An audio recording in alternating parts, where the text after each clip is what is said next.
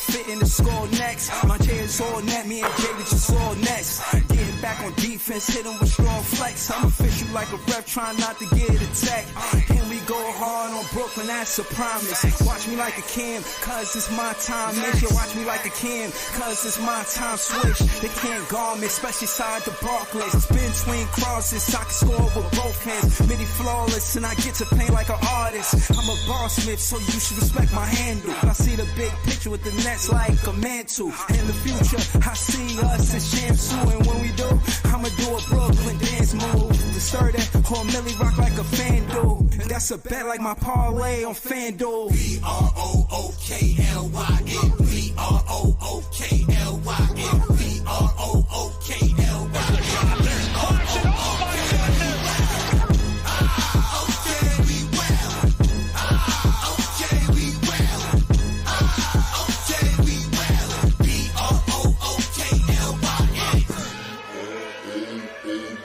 Got a choice every day what that looks like.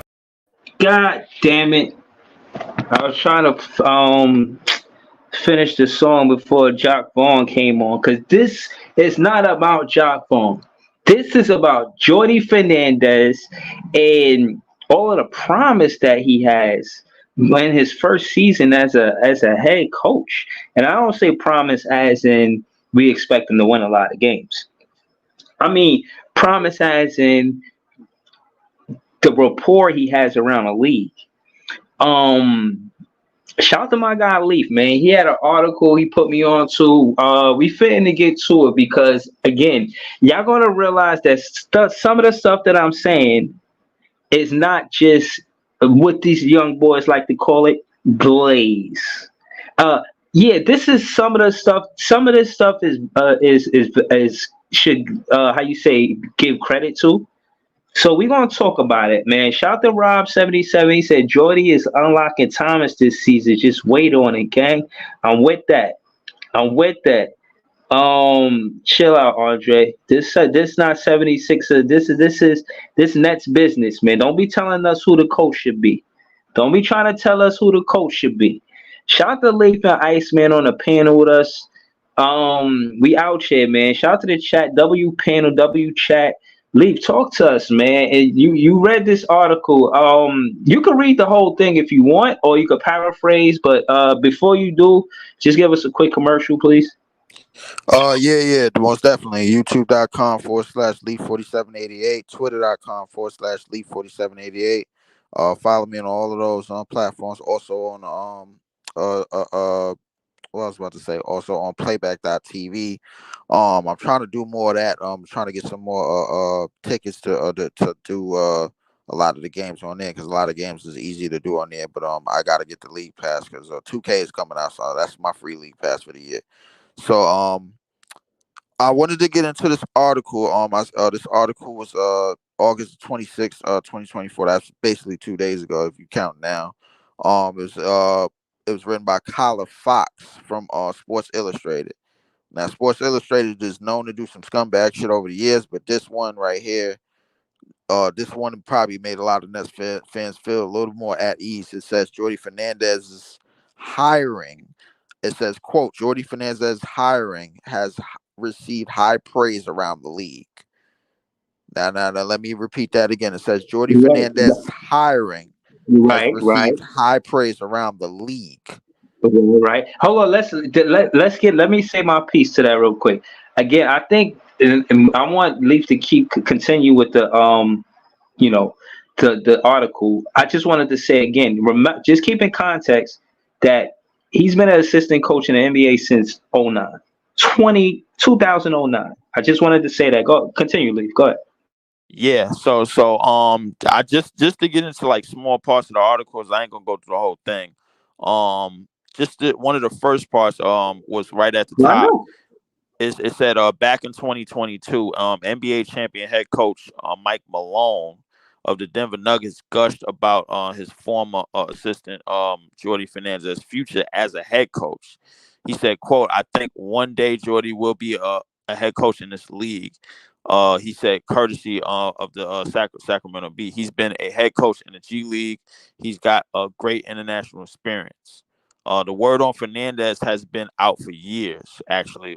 According to like managers, general managers, no name general managers around the league. Of course, Mike Malone, who's had him on the assistant staff, back in the Denver days, back when they was making their way to the playoffs and everything. It said it was only going to be a matter of time until a franchise made him their lead man, and the Nets decided to strike first after a season in which the 41-year-old was voted the NBA's top assistant. So that was just this past year, as you already know, for the Sacramento Kings. That's a fact. It was also said, quote, Jordy is going to save him. He hit the jackpot with that guy, and an unanimous league insider told Nets Daily. When they talking about him, they was talking about Sean Marks. They was talking about our GM. They said Jordy was most likely going to save a lot of his job and a lot of decisions. But that's really the short portion of this article. But in terms of the rapport that you've been talking about, I guess mostly if not for weeks and months since the Right. hiring, because it's been it's definitely that's definitely something that could not only be co-signed in here, but be co-signed around the league. Because Mike Malone is frontlining for him, and other GMs is frontlining for him. So that's got to be like a big thing. So because Mike Malone is a champion in this league, he's championship coach. So if they co-signing for him, and then you got Olympic coaches and Olympic staff members, and it went as far as G League guys, Olympic staff members, other guys from like that was gonna get coaching jobs from like other leagues around the world. A lot of people was giving him high praise, man. And it's been for a while now. So Listen, hold on. Let me say this to Leafy. Then we're gonna go to Iceman. But when we go to Iceman, we're gonna get into some other shit. Shout out to Iceman. We had some shit cooking. We're gonna get to it tonight. This finna be a great show. I hope y'all tuned in, man. I'm gonna try to work on some camera work, you know what I mean? I know, you know what I'm saying, fans might not be tapped in, but if y'all listening to the content, you know what I mean, wherever y'all at, trust me, bro, we about to cook up. Now, for one, I want Leaf to put heavy emphasis on his opinion about the fact that it is a one Jordi Fernandez that had one thing he could do. And that one thing he did for that international Canadian team was get Zach Edey. Now, we all know how Lee feel about Zach Edey. And what I'm saying is, as a coach, him believing in Zach Edey, in my opinion, speaks volumes. But I want to hear Leaf's perspective about Jordi Fernandez picking a Zach Edey. And again, let me put emphasis on this specific thing. Jordi Fernandez could do only one thing. He didn't have a lot of power. It was what it was because Nick Nurse was the coach of that team before he got there. He just got there. They said you could get one player, and he made sure it was a Zach Edey, not even he's not even a pro. He's not even an NBA pro. He's a student athlete. And the numbers that he put up with Jordi Fernandez was impressive. Now, again, I want to hear Leaf's perspective on how do you feel about the coach's eye for talent, him picking a Zach Edey and you being a fan of Zach Edey the way you are. Well, I feel definitely more great about it because it shows that if he needs something and he sees there's something that can help on the team, and he has to say so, and he has like basically the full speaking power to get that piece on the team, then he'll go out his way to do it. Now that wasn't the most impressive part to me. That was one of the most impressive parts, but the most impressive part is him obviously becoming the top assistant. That got to be for a reason. In the last 2 seasons with Sacramento Kings, you've seen what they've been able to do. They've been one of the top offenses in the league. It just goes to show you that his versatility as a potential head coach is pretty out there. Like he understands what players are capable of doing. Leaf. You went out for like 5 like almost a half a minute. Hold on. I got y'all can hear me? Hold on. Yep. Damn. I heard you, bro. I heard you. Oh yeah. Yeah, but Cause you in front of yeah, your laptop, nigga. I think Breezy, I think you had left the panel and then you had came back. I don't remember. No, I was right here the entire time. I ain't No. leave the panel. I was talking. Your emblem had left and it was just me and Ice in here for a minute. They did, Yeah. bro. I was talking the entire time. Not what? So no. You for the few minutes. I'm telling you, if you could go back on YouTube, you'll I'm see gonna it, watch bro. it. All right, we here now. I'm gonna watch it later, All right, and see what happens. but I'm gonna say it again. But what I was saying was I think that was most impressive that he's allowed like if he has the all the way say so to pick talent that goes to show you that he's gonna pick something that's gonna complement the rest of the team. That's number one. Number two, it shows his versatility as a coach from being the lead the top assistant in the league, which you've seen what he did with Sacramento Kings and translating some of that coaching style to being the lead, being the head coach of the Canadian team. I mean, which that had more talent. Well, what it does show is his versatility as a coach, man. So, like, if certain players that may not have the same skill set as this players on the team Canada, that may have this, they may have different aspects to bring to the game on the Nets or on the Kings. I think he's capable of bringing that out without the expectations this year. Because there really ain't gonna be no expectations on him, right? Obviously, because the way our roster is shaped out and what we plan on doing. But what will be No, but done?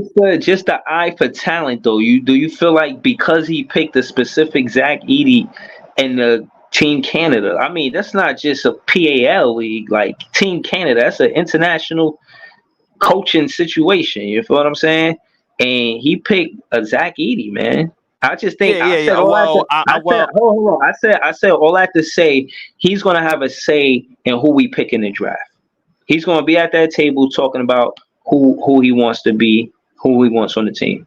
And again, I'm saying that to say I don't think Sean Marks is necessarily going to have it's going to be more of a chemistry between Sean Marks and Jordi Fernandez opposed to just one talking and one listening. I think they both decide what they do in the draft. I said all that to say that. I was saying that to all say that, yeah, I think Jordi Fernandez has an eye for talent. Him picking Zach Edey, I like Zach Edey.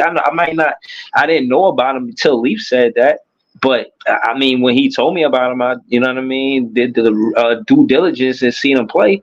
Yeah, he's a great player, and for Jordi Fernandez to recognize that, I see why he has such a high rapport or a good rapport, a great rapport around the league, man. I'm impressed with this guy already, man. Obviously, because I'm a big fan, Breezy, but I am though. I am. It's not just because well, I'm in there.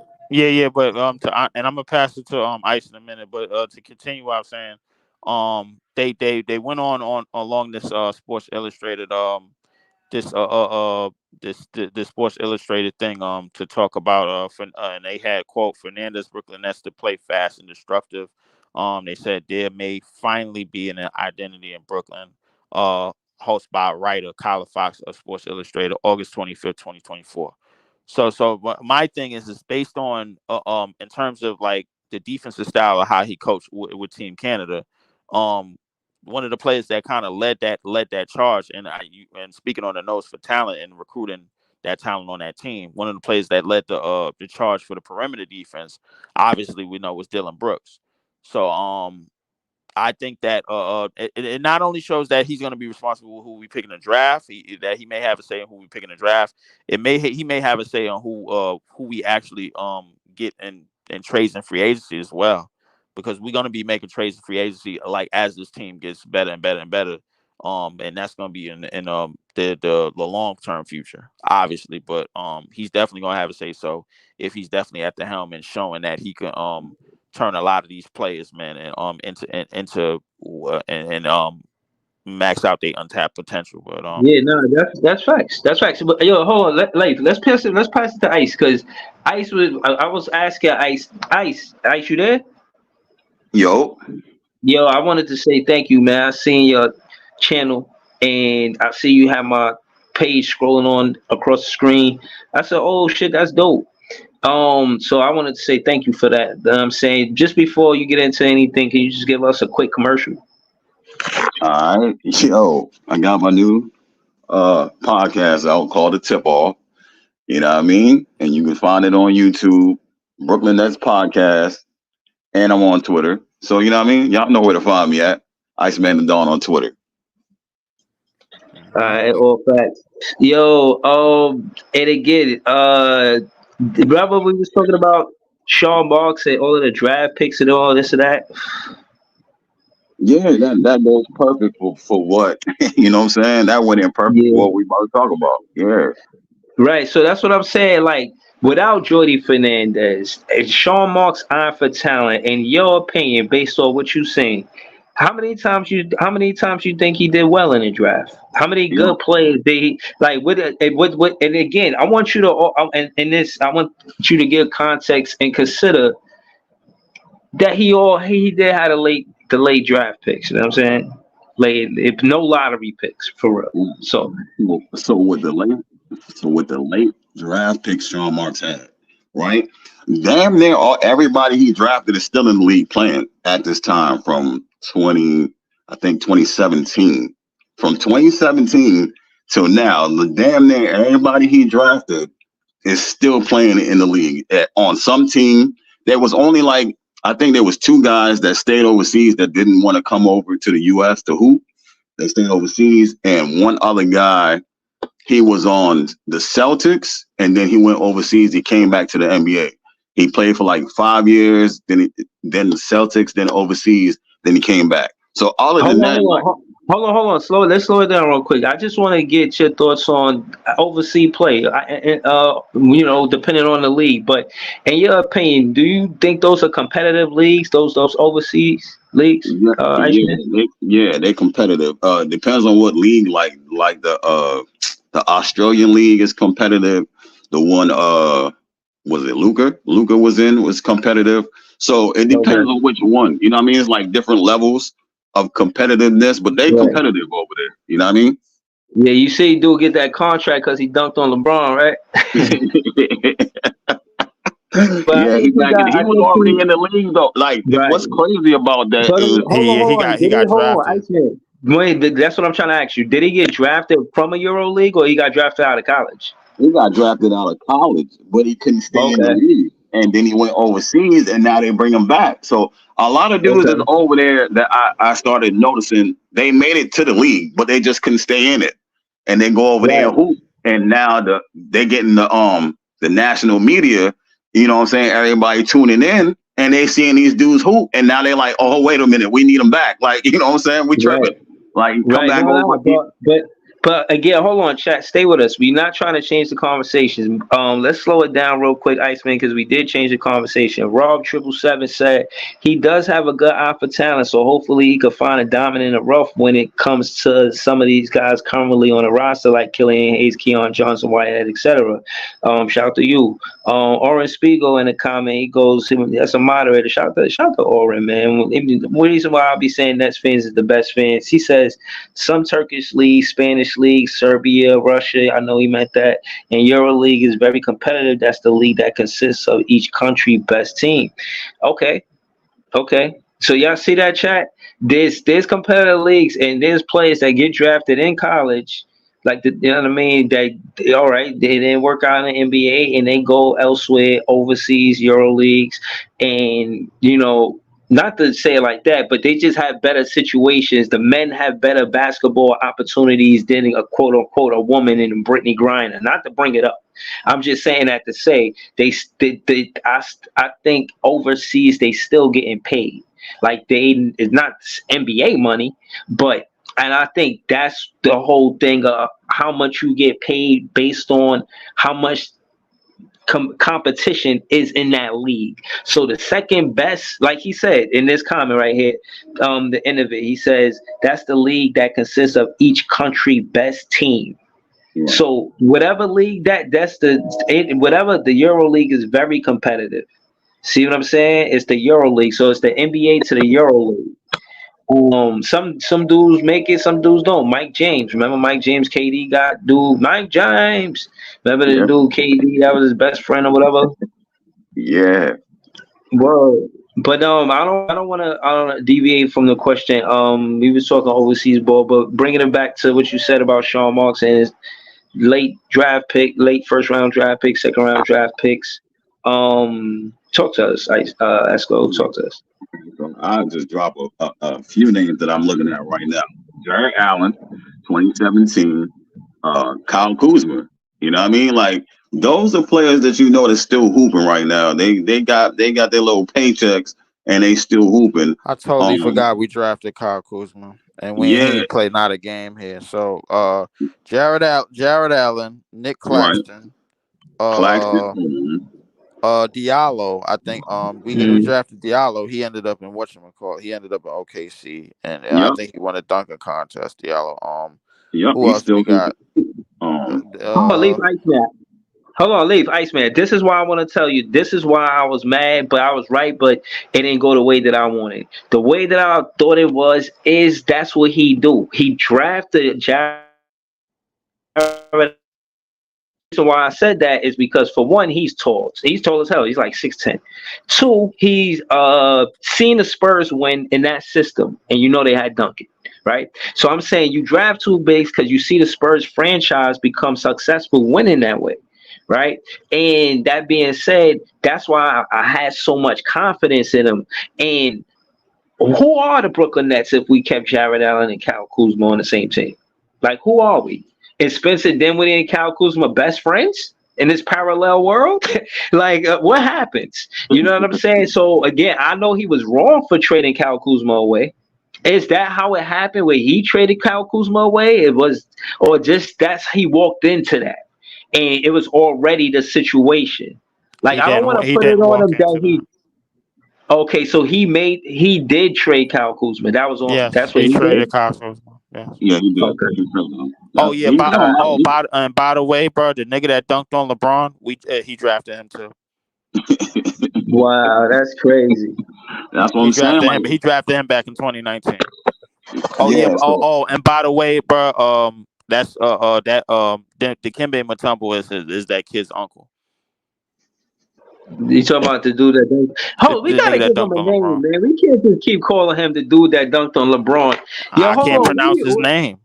Hold on, um, Andre 76. You a 76er fan? They ain't get signed to the 76ers. he Tell did. us what's his name, bro. Like, He what's his got name, signed to man? no. He got signed to the Clippers. He got signed to the Clippers, and then he later played with the Cavs in Boston, and then he was back out of the league, and now he's in Greece and France. No, I'm saying Oh, he's no, a dude. 76er now, right? Yeah, dude that dunked on LeBron 76er. Well, I Well, didn't say dunked on. he's not. Oh no, he's not on the team. He's on the staff. You talking about Yabusele? Yeah, That's his, Yabusele, yeah. Dr. Keep yeah. J, man. Yabusele. Yo, Jay, how you know that name? You in front of Google or you just knew that shit off the top like that? Nigga, he dunked on LeBron and fucking violated that nigga, Yeah. man. Yo, He Jay, dunked on LeBron. Now they're trying to get rid of the footage, but they can't because he got a job in the league now. Yo, Nigga, Jay, for that nigga 5 minutes dragged his straight, we was just lineage called all over LeBron. Jay. That's a For 5 minutes straight, we was saying that's his name is the dude that dunked on LeBron, man. Thank you for that, man. For real. What's his Yabusele. name? Yeah. Yabusele. Word, man. I watched that game. LeBron got violated. Yeah, LeBron I got don't know violated why he on the tried to national. take Yeah, that LeBron charge. got violated on the national stage, and of course, But look, hold on. Can we shout talk out to about Gil. Shout out to Gil, old goofy ass man, trying to downplay it, talking about LeBron got that nigga job by getting dunked on by him. I'm like, get the fuck out yo, of here. why did LeBron he did, I think. Because why did he No, stand there for that charge? because he thought he was gonna get the charge, and then he realized that wasn't the NBA refs that Yeah, was he on the wasn't. side. I knew he wasn't gonna get that charge. He should have just moved. Cause Man, that was listen. crazy. He still got crammed on, man. Listen, and Crammed. niggas trying to make LeBron feel good about it, my nigga, because that nigga got a job for cramming on that nigga. He crammed on that nigga and then kept him moving. By the way, he was playing very, very good in that entire France run, and anybody was smart. They knew France was gonna be in a title game anyway because they was promoting Wemby the whole time. They had So almost lost to Japan, I think, though. Yeah, I don't know they how. almost lost to Japan. I mean, but USA almost lost to Joker and them, bro. Like if it wasn't for Steph. Yeah, So but Joker and them supposed to do something. Well, yeah, Japan, I guess they got a couple dudes, but Japan came I out of think nowhere with Japan only got Rui. They got only got Rui Hachimura that I know of. But I mean, who else? They got one more person, I think. Yuta. I don't They got remember. Yuta. Yeah, Yuta plays for Watanabe. You the Watanabe. yeah, and then they regular point guard. So it's them three that hold that team Yeah. down. Yo, international basketball is getting a lot better than it used to be. So And shit, that shit was way better than anything that the NBA put out in the last 5 years. It was way better. It shitted on the entire NBA game. You ask me. Shit. I wouldn't say all that, I'm but saying that it's because it's the truth. Bruh, how many games you recap? You recap like one game. You ain't never recap no Euro game. Stop. It ain't no need to recap it. You just got to just look at it, bro. Like it's way better than what the NBA was producing. It's way better. And you tell that to anybody, bro, I guarantee you, bro, they'll co-sign that. That shit is way better. You go So ask all right, so anybody let that me we ever ask you talked to. this: I got to put you in the hot seat, Lee. A Mm-hmm. couple months ago during the season, when I was saying that maybe in a few years the Euro game might be able to overtake the NBA because of all the money they was giving them soccer players and shit.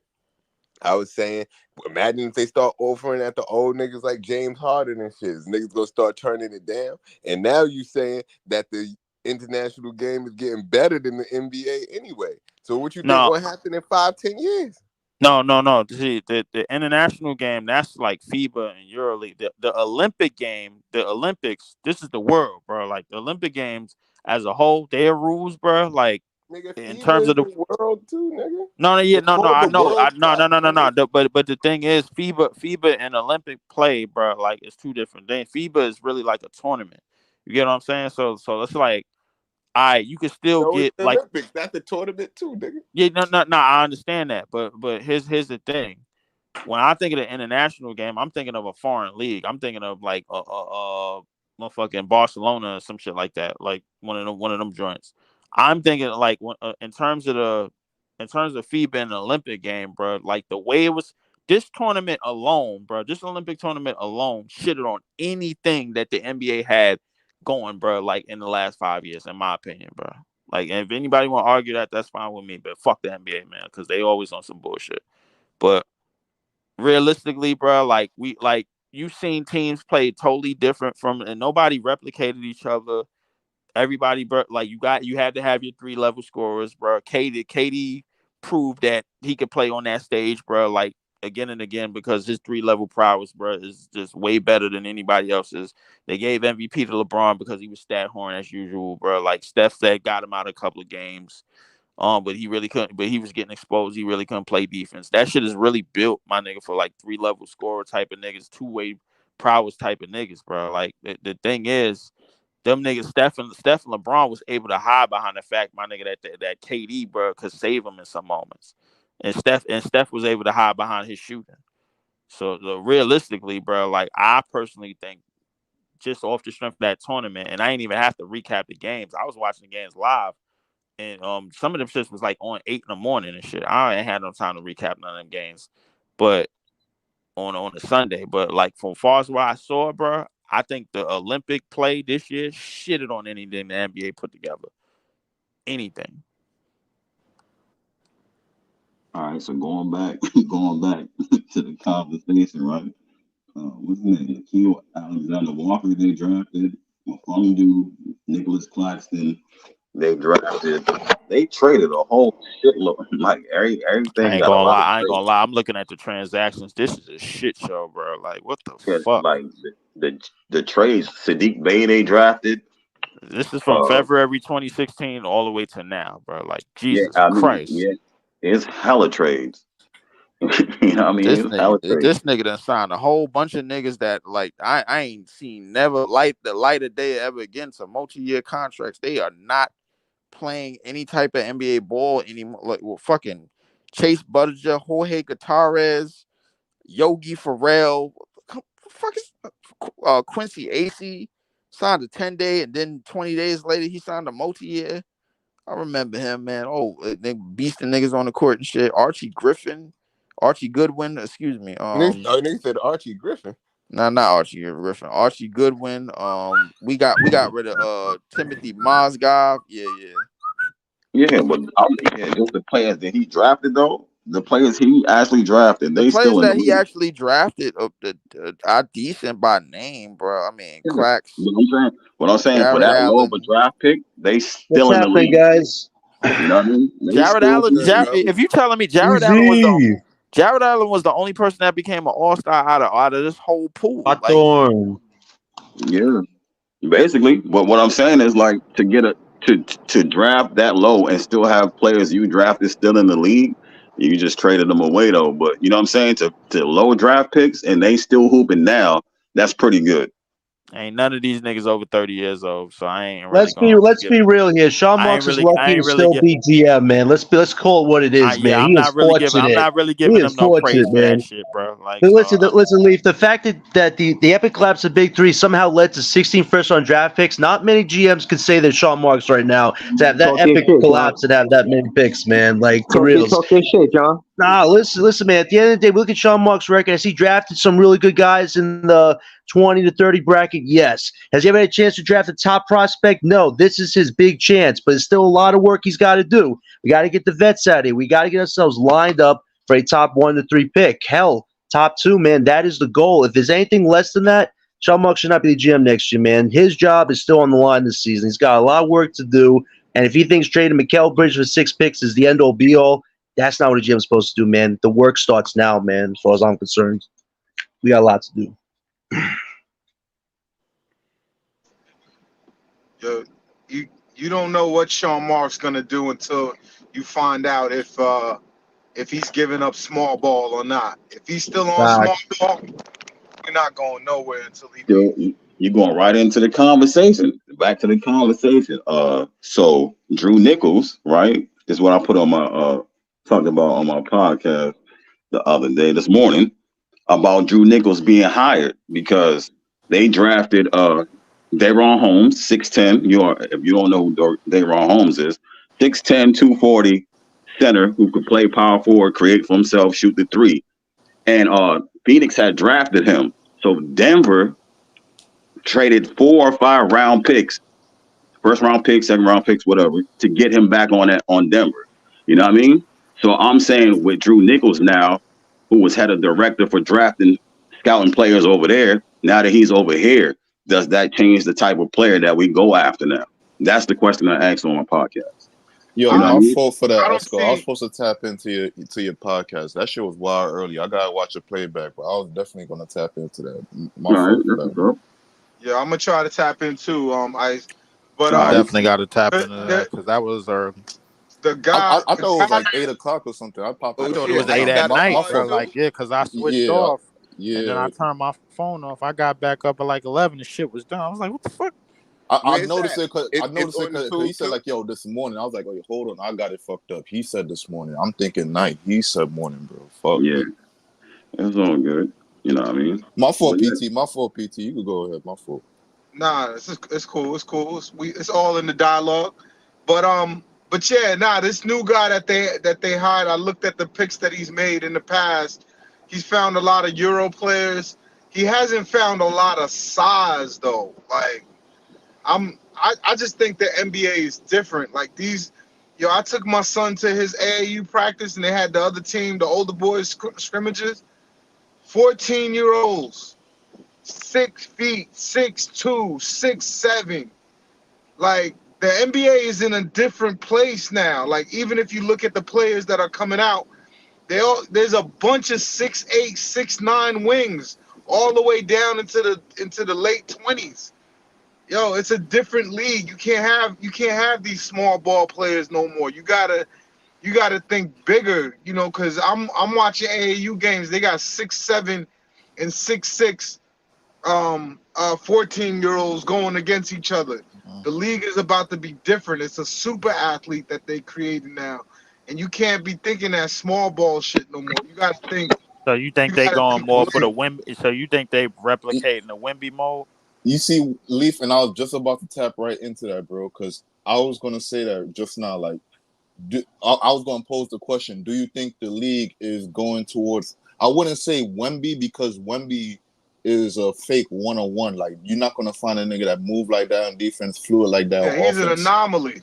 He an anomaly. but do you think the league is gonna move up to like the bigger kind of guards, like the Yeah. 6'1", 6 foot, 6'2" Absolutely, guards, because There'll or is it definitely kind some of in this xed out? draft easy. There definitely gonna be some in this draft. absolutely. I think But look what we saying though, John. We saying like look what even PT saying 14, 15-year-old kids are like 6'6", 6'7". We got 6'9" people like Ace Bailey that could be like freakishly good with upstanding upside. Like the league is kind of like no lie, really kind of moving towards a bigger guard. Like if you have a small guard on your team, even if they putting up points, they are looked at as a liability to some sort of degree.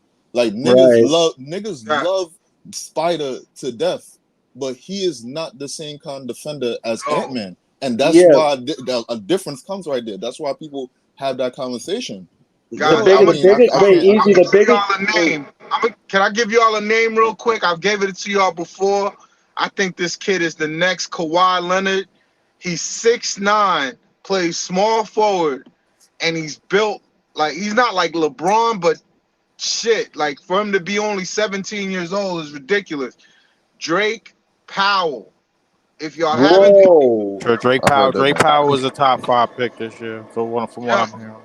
yo, he wasn't even in the top 10, but now he is because Now he he in has the All right, top 5. now rebounds when now. y'all hold on, when y'all say top five now, bro, I'm just gonna put back out the names That's that only y'all threw. project. That's only projection, bro. No, So, Yeah, I gotta look more into Drake but these are Powell's game, but that is but interesting, man, to but hear. these are all projections though, Leaf. So like Right. we It don't can't even be know what's 10 going on. niggas that's But top five. that's what I'm saying though. So I'm just gonna give y'all the names y'all threw at me for top five before. Y'all gave me Cooper, y'all gave me Ace, y'all gave me Dylan, y'all gave me Nolan Trayor, and y'all gave me VJ. So VJ. which one of these Facts. niggas popping out the top five to For the let this top. nigga in now? probably Nolan. Nolan. Yeah, maybe Nolan. Nolan is nice too, but don't get me wrong. But Wait, he that's the hasn't French advanced. dude? Yeah, he's in France. No, if The He, thing Dylan is, the Harper NBA wasn't in loves this France draft, right Nolan now. would be top three. If Harper wasn't in front of him, Nolan would be top three right now. I think that's the big difference right there. The NBA loves France right now. They is in love with French players right now. Washington loves France, Jay. They got a French connection thing going over there. Watch Nolan go to that team next year, man. I'm telling you. I wouldn't. Look, Well, didn't the yeah, second pick they do this got a year bit come of a from France? French Look, connection because they picked Yeah. Bilal. the first hmm pick from last year and the second pick from this year, both French dudes. And then The first pick from this year too. The Zachary kid, he was French. oh, He was French. I thought he was When he went second. to Atlanta, Yeah, yeah. yeah, two, yeah. So like the thing, yeah, the NBA is you absolutely right, Jay. They are in love with France right now, but what they don't realize is the they are digging into basically untapped potential and raw prospects in terms of the French players. What they don't know how they all gonna pan out. The Is it thing wrong is, though? the Are only they for wrong? sure thing is Wimby. Realistically, right now, no nobody know about the rest of these dudes. Bilal Koulibaly, Yabusele. But I mean, but Bilal, I like Bilal, bro. Defensively, I like Bilal. Defensively, I like all the Frenchmen He defensively, start bro. Like developing his offensive game, bro. That's gonna be a different nigga we talking about. That's gonna be a different nigga we talking about it is. in Bilal. Yeah, you absolutely right. In 4 years, bro, France could be a very, very good powerhouse, bro, in terms of If Zach Olympic come play. in and do exactly what he's supposed to do, not what we think a number one pick supposed to do, but what he's supposed to do, that's gonna be another nigga right there, bro. So I mean, like, I hear what you're saying about they in love with French niggas, but are they wrong? It look like these niggas doing what they got to do. I don't know if they right or wrong, but the thing is like can they do what they need to do on an NBA scale? The only person that's really proven that leaps and bounds is Wimby. Right now, everybody else is like question marks, and I we think don't know Bilal what cool their there. potential. No, I think Bilal defensively is cool, but we just don't know. Like that's the thing about it. We just don't really know. The More only so person his that we know for offensive sure, development. the only person that we know for sure is Wimby. That's it. Bilal, you can say Bilal, that's fine. But for if I'm betting my money, the only person I know for sure is Wimby. I like the rest of these niggas, Bilal, Zachary, Alex Sarr, bro, all the rest of these niggas, bro, like to be continued. That's all I'm saying. You know what I'm saying? And that's I think that's fair for me to say. Now, as far as the rest of the French go in terms of this draft, I think it's gonna go. Maybe it's possible that another French player could go top 5. It's strongly possible, They definitely going to go top 10 in the next upcoming drafts because there's a lot of talent coming out of France. France is going to have some players in the next 4 years in Olympic play. Like in terms of us, I don't know who the fuck we gonna have, bro. Like, be honest with you, bro. Outside of the three picks in this draft, if they pan out to do something. So, Leaf, let me ask you then, not to cut you off. Let me ask you then: do you trust Sean Marks and this front office and this scouting department anywhere past this draft? So, after this Cooper Flag draft, do you trust them past this draft? No. Good question. He don't even trust them. So like, all right, hold on. So if you don't trust them past this draft, when you pose the question, I don't even know who the fuck we getting, bro. You don't even trust them. So like, it don't even matter who you get now. Like at that point now, you just like, yo, I'm believing you gonna make the wrong move. So like, look. I don't fight y'all when y'all bring this point up. It just be like, God damn, y'all bring this point up a lot. But like, I mean, it's either you get rid of the nigga now or next season, but Sean Marks shouldn't be here then, right? Well, hold on, wait, and I'm gonna answer that.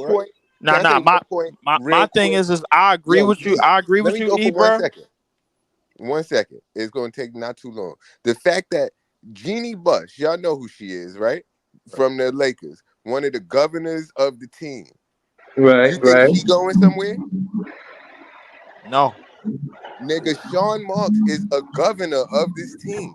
I found that out while I was at the motherfucking BK block that he was one of the governors. I did not know that. I didn't even know. Well, it's time for his monkey ass to get impeached, bro. Sean Marks got his hand in everybody's cookie jar. Hold on, y'all. Hold on, y'all. Let me slow. Hold on. Shout to Jay. I just wanna say that I got love for you, Jay, but you might be biased because he was handing out Coronas when he was in the spot. You know what I mean? He said Sean Marks was handing out Coronas. He was handing out Coronas. That's incorrect. Sean Marks don't drink Coronas. He drink Modelo.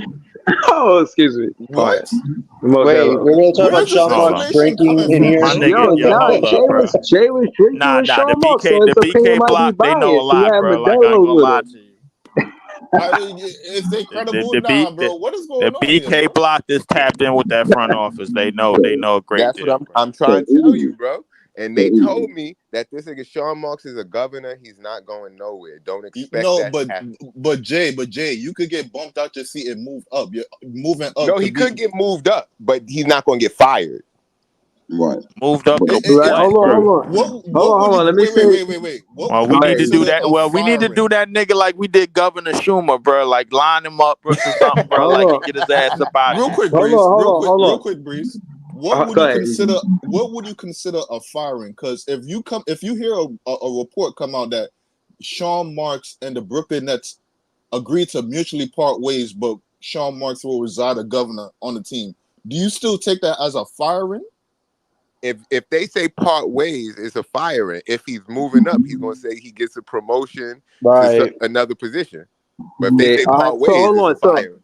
Right. For instance, it's like a different job. Like he could have took the job in food and beverages. And this is kind of a reach me saying that because of what happened with Brad Stevens, the coach, and then he went to being a GM for Ime to get the job in the first place.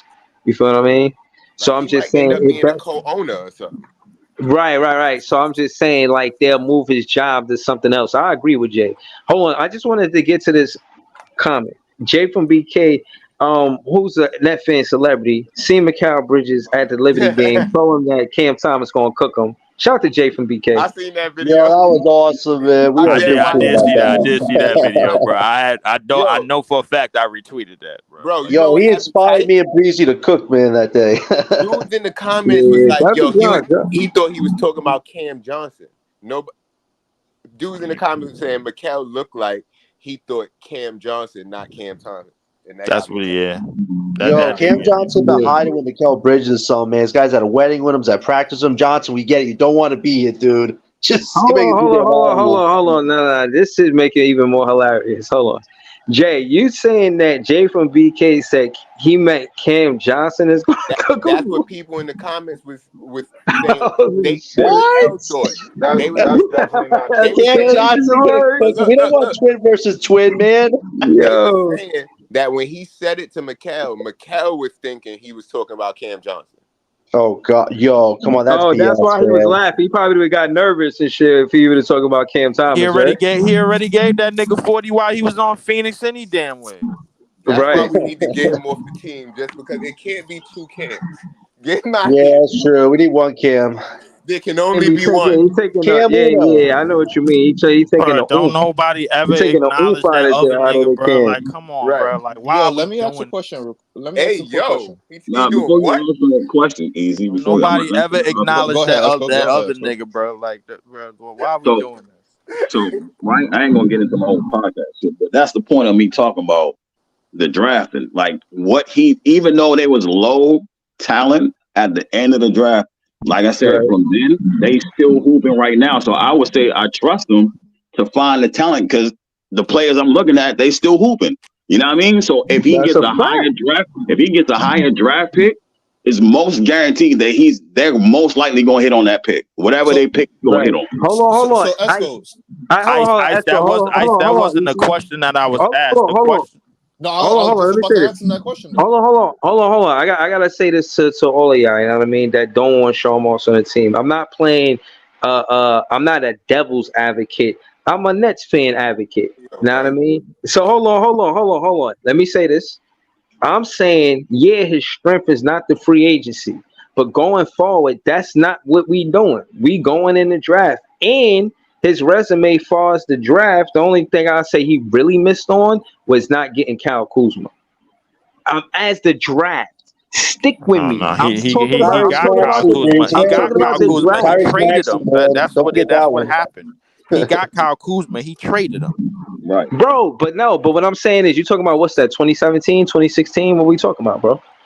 He You still got the want to hold job that in against the man? February. He got the job in February of 2016, all the way to now. He drafted Kyle Kuzma and traded him. He did that. Bro, no, I'm again. That's way back when the same season that Allen got drafted. I know that. I'm saying that to say him going into this draft again. I hear y'all, and again, I'm a Nets fan advocate. He never passed me a Modelo. I'm not being biased. I'm just saying his You should have strengths came and are got in a the draft. Modelo. Don't say that. You should have came and got one. Would Nah, have fit I'm in. just saying I'm not biased. You know what I mean? So I'm saying all that to say I understand y'all feeling away because of the free agency, but that's not our focus. I We don't should be feel no way focused on the about the draft. free And agency, he nigga. didn't miss me. He signed Kevin Durant and Kyrie Irving, bro. Like, how often does that shit happen? I'm Rarely. not. Bruh, that's not the point Feel though. like a We focus dream. on the draft pick, and I'm saying y'all talking about firing the man. I'm saying he does well in the draft. It shouldn't be about firing him, especially if you. And again, y'all know my favorite player is Cam Thomas, and they drafted him number 27. I like Day'Ron Sharp. I really do. I think he should be part of the rotation. I'm not saying I just like these players. I think when I mention them, I think they should be part of the rotation. That's Jalen Wilson. Excuse me. That's a draft pick. Nick Claxton, draft pick. Day'Ron Sharp and Cam Thomas. I think all four of them should be part of the rotation.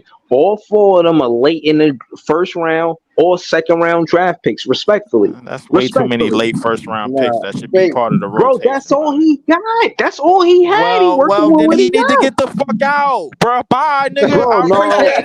no. No, That's you way can't too tell many. me That's way too who. many No, middle of no. the pack niggas you Listen, want into the lineup. I don't listen. give a No, fuck.